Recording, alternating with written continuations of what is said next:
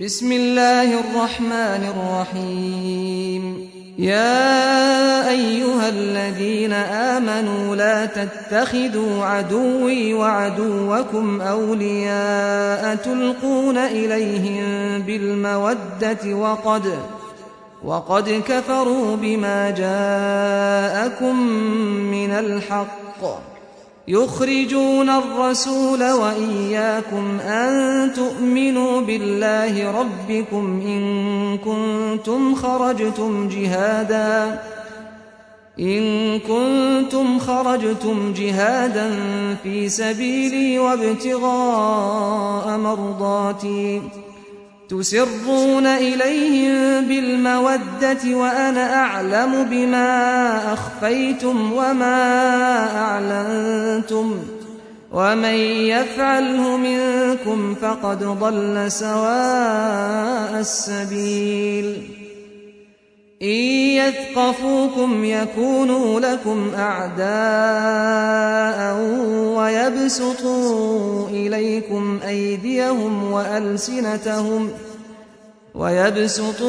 إليكم أيديهم وألسنتهم بالسوء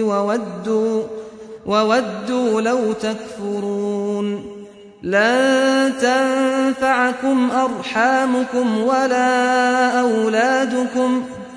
يوم القيامة يفصل بينكم والله بما تعملون بصير. قد كانت لكم أسوة حسنة في إبراهيم والذين معه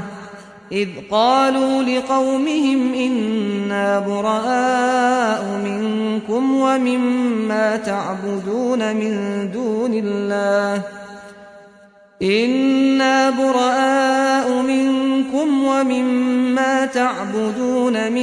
دون الله كفرنا بكم وبدا بيننا وبينكم العداوة والبغضاء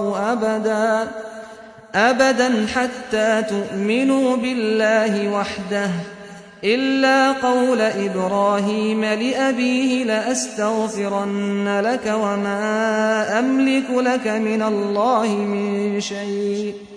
ربنا عليك توكلنا وإليك أنبنا وإليك المصير. ربنا لا تجعلنا فتنة للذين كفروا واغفر لنا ربنا إنك أنت العزيز الحكيم. لقد كان لكم فيهم أسوة حسنة لمن كان يرجو الله واليوم الآخر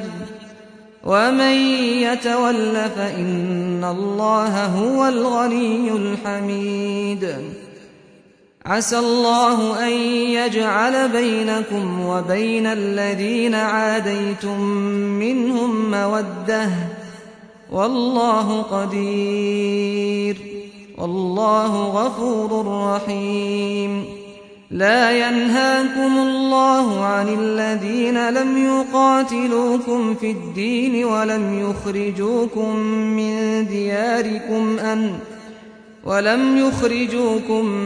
من دياركم أن تبروهم وتقسطوا إليهم إن الله يحب المقسطين. إنما ينهاكم الله عن الذين قاتلوكم في الدين وأخرجوكم من دياركم وظاهروا على إخراجكم أن تولوهم ومن يتولهم فأولئك هم الظالمون. يا أيها الذين آمنوا إذا جاءكم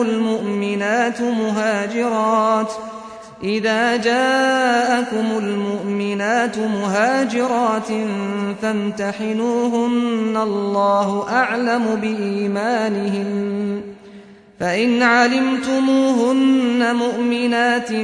فلا ترجعوهن إلى الكفار لا هن حل لهم ولا هم يحلون لهن وآتوهم ما أنفقوا